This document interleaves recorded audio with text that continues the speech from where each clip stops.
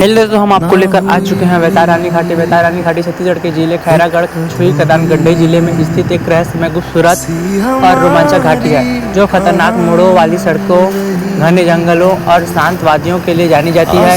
यह छुई खदान से करीब 25 किलोमीटर दूर है और यहाँ की यात्रा प्रकृति के साथ साथ इतिहास का भी अनुभव कराती है, जिसकी कहानी एक रानी और चरवाहे से जुड़ी हुई है। यह घाटी तक पहुंचने के लिए लगभग 16-17 खतरनाक मोड़ों वाली सड़क से गुजरना पड़ता है, जो हरे भरे पेड़ों और खाइयों से घिरी हुई है।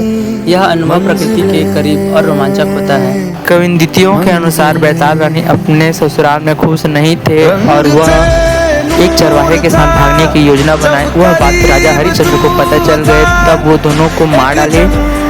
मारने के बाद उन दोनों के खून से एक पेड़ उगा और उनके शरीर 3 टुकड़े में बंट गए, जिन्हें 3 टुकड़े और बैताल कहते हैं। और ये रहे हमारी बैताल रानी, जिसके मंदिर वहाँ पर उपस्थित है।